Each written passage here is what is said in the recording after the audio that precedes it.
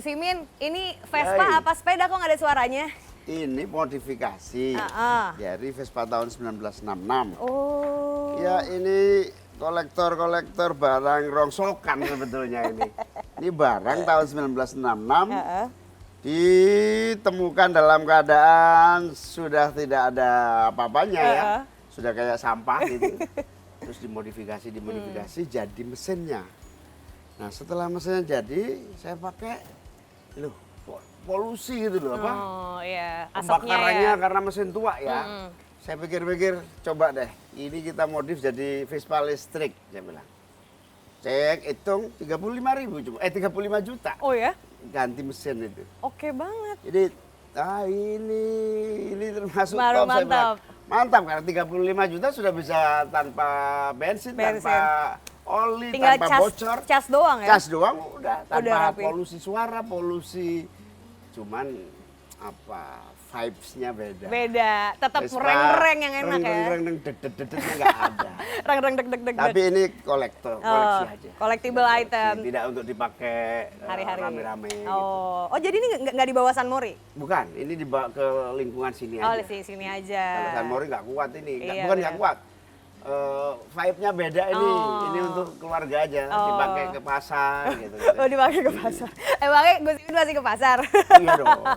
Oh, tapi yang terakhir kita ketemu kan waktu itu Meriam Bellina ya? Ya, Meriam Vespa. Bellina. Yang ini namanya siapa? Belum kasih nama ini. Coba dong kasih nama dong. Di Point of View namain Vespa barunya. Namanya Nining.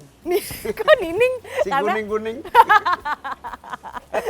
Kenapa kuning kan Gus Imin hijau harusnya? Iya, waktu itu dapatnya dari rongsokan warnanya kuning. Kuning. Nah, akhirnya sudahlah daripada tambah biaya lagi, sudah kita perbaiki dikit-dikit aja. Nanti rencananya menjelang pemilu baru kita hijaukan. Oh, gitu? Tapi nggak sempat. Oh. Ya sudah ini kita nikmati. Iyalah, tapi tetap indah kok. Tapi lebih enak lagi kalau hijau naikin kuning hasilnya lebih baik.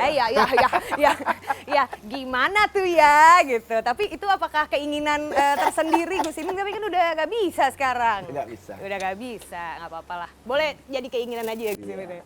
Oke, Gus Imin. Tapi kalau tadi Gus Imin bilang ini biasa dipakai buat ke pasar. Tadi kan aku sempat nanya, kalau di perumahan kita tuh di perkampungan biasanya yang lewat tuh tukang makanan banyak-banyak. Kalau di perumahan kayak gini, biasanya tukang apa aja yang lewat? Selalu ada. Biasanya ada bubur, ada apa namanya itu. Ini nih, ada nih sate. Sorry banget tukang sate kayak mau ngajak tawuran kenceng banget. Sate Madura pasti kenceng. Madura ya? Madura. Mau. Boleh, kita makan ya? Sate. Bapak, sini Yuk. Pak. Oh kan Madura kan? Coba dong Pak, sate gitu lagi. Oh, itu pas Madura. Oke, kita udah barengan sama salah satu pedagang yang ada di kompleks ini. Pak, namanya siapa Pak? Pak Ahmad Tiani. Pak Ahmad? Dari mana aslinya? Belega, Bangkalan. Dari Bangkalan, Madura. Ini rata-rata penjual sate di Jakarta orang Madura ya Pak? Orang Madura. Oh oke, nah silakan Gus Imin mau pesan sate apa? Berapa banyak? Saya sate ayam aja karena udah malam. Oh sate ayam, saya juga deh sama deh sate ayam deh. Tapi sering lewat sini kan, kadang-kadang sering kita dibeli tiap hari. Tiap hari. Tapi Pak Ahmad Yani mau tahu dong tanggapannya gimana? Kan sekarang Gus Imin nyalon ini bareng sama Pak Anies. Dukung nggak? Didukung nggak? Didukung nggak? Mudah-mudahan jadi di tahun 2024. Amin. Dan harapan saya sebagai pedagang mudah-mudahan. Coba. Enak juga nih ngerjain Gus Imin bakar sate. Gini apa gini kalau Pak Anies? Gini. Oh gitu. Kalau saya di rumah dulu nyatanya begini. Oh, Tapi kalau di sini sama Pak Ahmad ini harus begini. lurus ke depan. Kenapa? Apa lebih begini? cepat matang? Memang udah biasa begitu. Oh, udah biasa. Kipasnya. Setahu kita kan begini. Iya biasanya, kan? begini. Tapi ya memang lebih enak ke depan sih. Oh iya. Cepet capek kalau gini. Oh. Akhirnya lebih banyak. Mandiri ya Gus Imin mau makan sate ayam bakar sendiri. Bakar sendiri, siapa mau. Siapa mau, Sate. Pak Ahmad tadi yang bikin menarik ketika Pak Ahmad lewat, ketika Pak Ahmad teriak teh sate. Itu khas sekali, boleh diulang lagi nggak Pak sekali lagi? Coba ngadep ke kamera, kita pengen denger teh Khas satenya. suara Madura. Gimana? Melet dulu. Gimana Pak Ahmad? Bisa nggak? bentar lagi nih matang nih. Ini lama daripada terbakar nanti. Iya benar, silakan Bang, keterusan. Terusan. Keterusan. Gus Imin, 1,5 bulan barengan sama Pak Anies Baswedan gitu ya. Apa? Chemistry-nya udah semakin dapetkah? Karena dalam 1,5 bulan nih ibarat kata orang dijodohin sampai kekawinan cepet banget tuh. Ya, Udah saya chemistry juga agak terkejut ya. Hmm. Ternyata chemistry kita nyambung banget. Padahal waktu pertemuannya begitu cepat. Tapi sebetulnya beralasan chemistry itu nyambung karena hubungan saya sama Mas Anies kan sudah di UGM. Sama-sama aktivis, sama-sama suka nulis, sama-sama suka demo, sama-sama ingin perubahan menurunkan Orde Baru.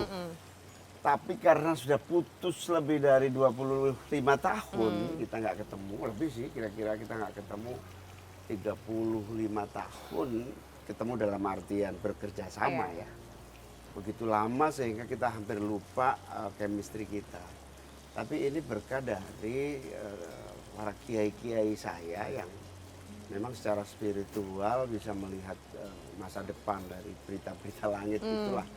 Kiai Muhammad Taifur, Kiai Khalil As'ad, Kiai Badawi, kemudian Kiai Nurul Huda Jazuli, kemudian Kiai Munir Zuhri, dan banyak kiai-kiai khaus yang memang memberikan inspirasi kepada saya sejak lama bahwa Mas Anies ini alternatif terbaik, tapi karena situasi dan kondisi yang belum memungkinkan, ya saya hanya mencerna sebagai ide ataupun masukan yang ternyata begitu pilihan ke situ emang this is the ideal choice ya, pilihan ideal yang saya kira tepat karena begini.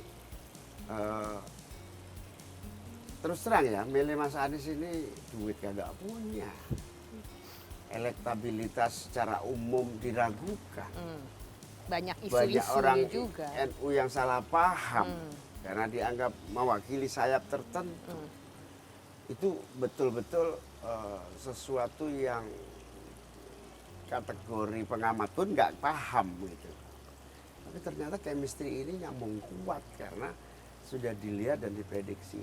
Nah akhirnya kita punya satu kesadaran kenapa chemistry ini begitu cepat. Yang pertama kita punya ukhuwah Islamiyah yang kuat. Latar belakang keislaman kita yang ini kuat. Yang membuat semua menjadi ukhuwah Islamiyahnya sangat tumbuh. Yang kedua ukhuwah watoniyah, spirit kebangsaan, persaudaraan kebangsaan itu begitu membuat saya merasa ini jalan keluar gitu. Islam dan kebangsaan jangan dipisah-pisah gitulah. Dari situ chemistry itu tumbuh.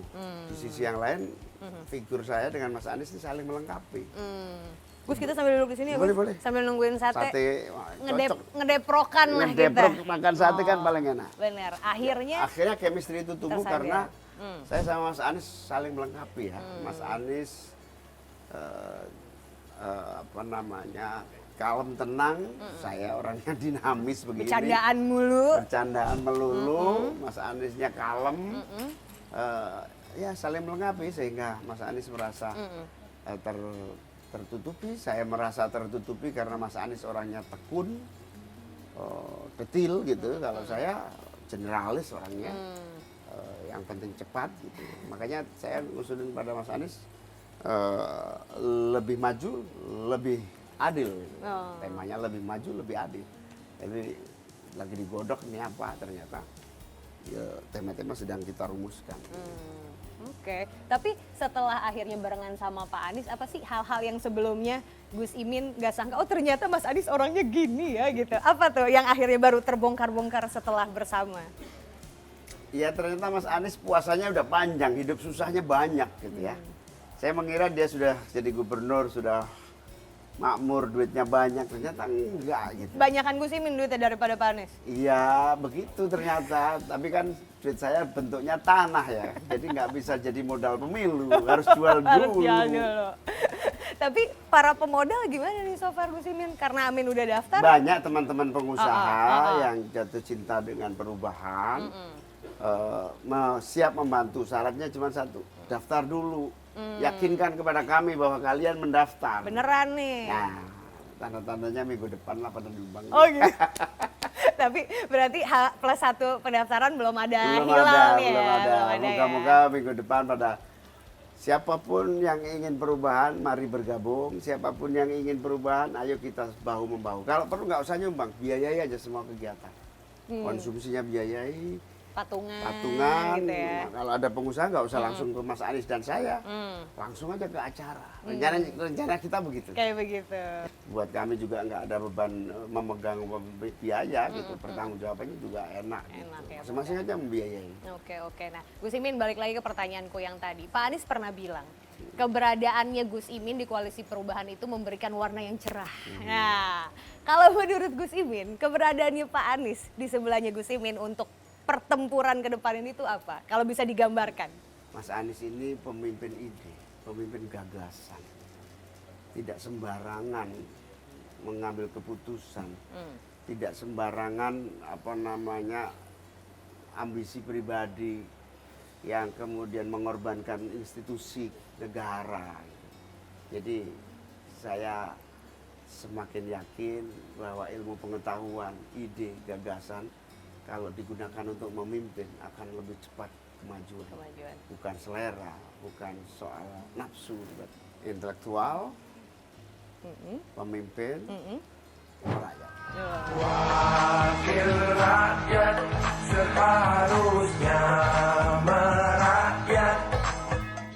Oke, udah jadi ya Pak Ahmad ya? Pak Ahmad. Pak Ahmad Oh, makasih gitu. banyak. Siap.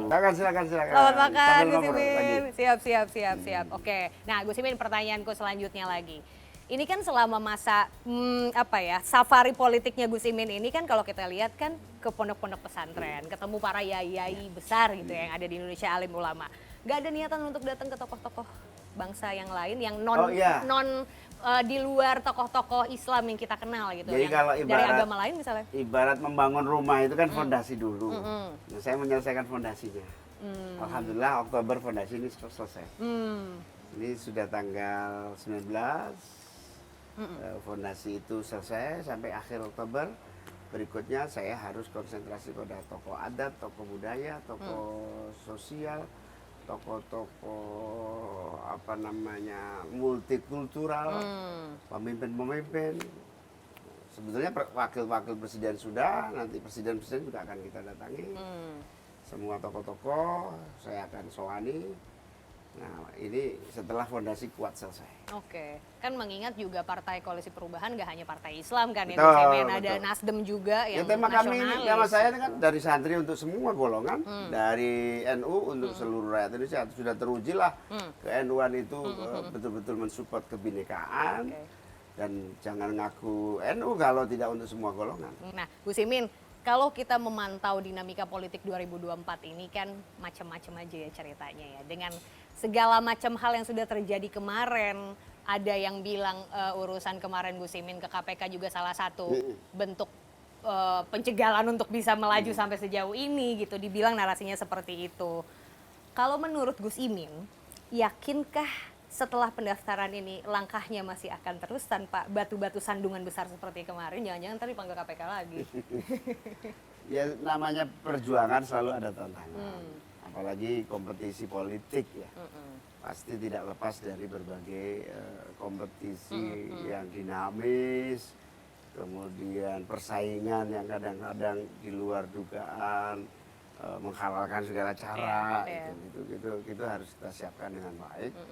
Terutama di sosial media. Tapi sejauh ini saya sama Mas Anies tidak pernah berpikir menjelekkan orang atau pribadi.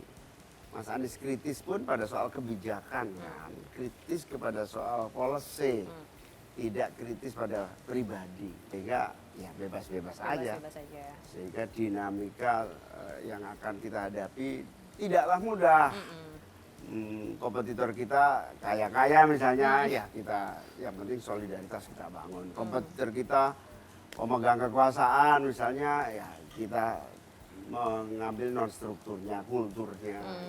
Oke, ya saudara, ini juga informasi untuk Anda karena setelah KPU ini menetapkan capres dan juga cawapres, masih bisa nanti untuk dilihat ditinjau kembali gitu ya, masih ada masa perbaikan di mana nanti pasangan ini bisa mengganti calon gitu. Jangan sampai ada something happen kan bisa berganti nanti pasangannya kan Gus Itu Imin. proses biasa, jadi setelah pendaftaran, cek administrasi, kemudian penetapan.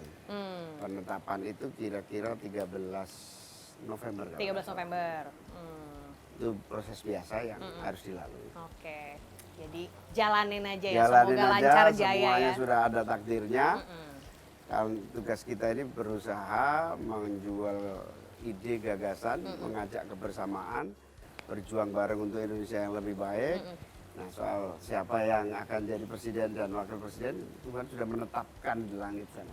Udah Tapi ada di kita langit. belum tahu bocorannya.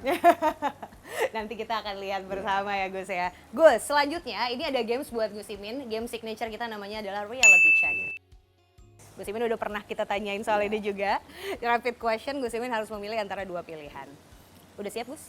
Siap. Oke. Pertanyaan pertama, burung kicau atau Vespa? Vespa dong. Vespa dong. Jakarta atau IKN? IKN. Oh ya? Kenapa alasannya Gus? IKN sudah ditetapkan oleh undang-undang, sudah ada keputusan peraturan pemerintah, sudah ada proses pembangunan. Masa kita biarkan terlantar? Nah, soal konsentrasi dan polanya bisa kita diskusikan. Karena yang paling penting sebetulnya Indonesia perlu pusat-pusat pertumbuhan baru.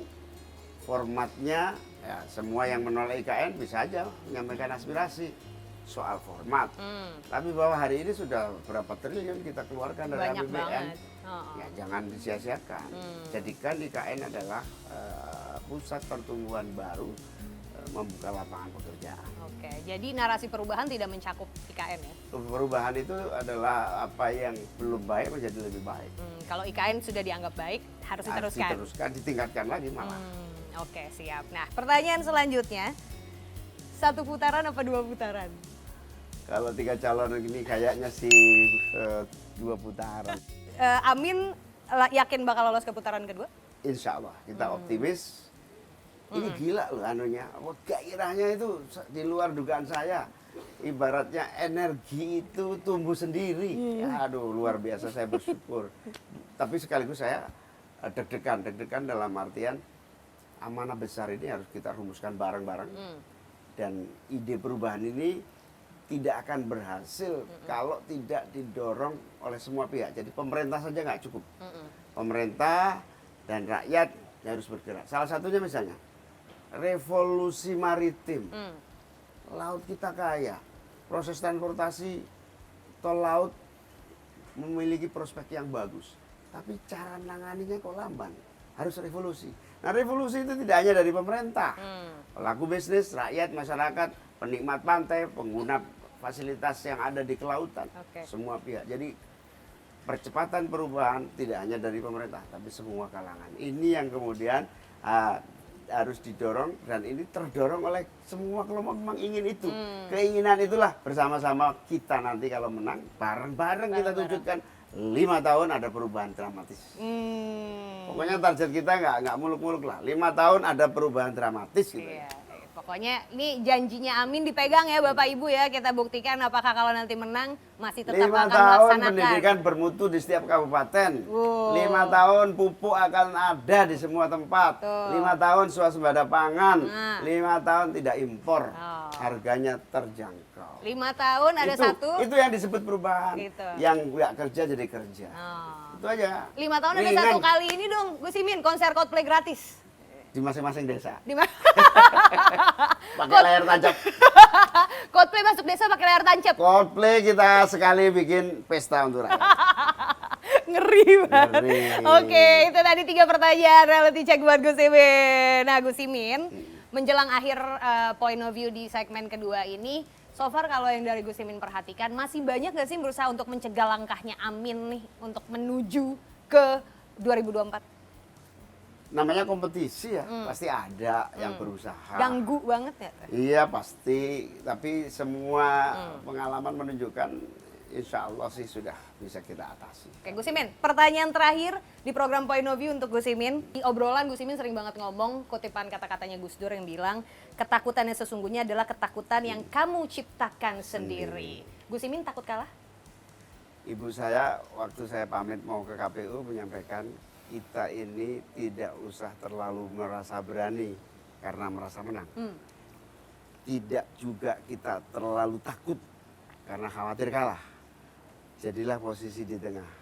Tidak rojak, tidak khauf, tidak pemberaninya berlebihan, tetapi tidak juga takutnya berlebihan. Tengah-tengah saja kata ibu saya sebelum saya berangkat. Jadi supaya kamu tenang, nyaman, jangan pernah kalau istilah sekarang itu over estimate, over pede, tapi juga jangan over pesimis. Tengah tenang saja. Tengah-tengah aja. Oke, jadi kalaupun nanti kalah, Gus Imin juga ya udah Ya, akan sudah menerima. berusaha, Oke, sudah berusaha. Oke. Tapi mentalnya mah untuk menang ya, Gus. Oh, kalau kerjanya ini nggak pernah tidur. 1,5 jam. Orang PKB yang nggak kerja, gua tendang loh. Takut banget, galak ya. Galak ya. Gus Imin, terima kasih banyak. Terima kasih. By the way, sate nggak kesentuh-sentuh dari Oh, tadi. ayo kita nikmati. makan dulu Kita sate, nikmati. kita Yuk, makan silakan, dulu. silakan. Siap-siap. Ini sate ayam Kalau terenak. enak banget lagi Pak Ahmad Yani, mantap. Kalau Ayo. begitu, sampai ketemu lagi di Sate, terima kasih. Point of View berikutnya. Terima kasih Terima Gus kasih. Imin, terima kasih. Terima kasih. Jangan lupa tidur abis ini. Iya, langsung. Kita udah gangguin malamnya. Abis ini Gus Imin Ini istirahat. mata udah berat. Mata udah berat ya. Oke, kalau gitu saya Aziza Hanum dan juga Gus Imin Terima pamit kasih. dari Point of View episode kali ini. Sampai ketemu di Point of View berikutnya. Bye-bye.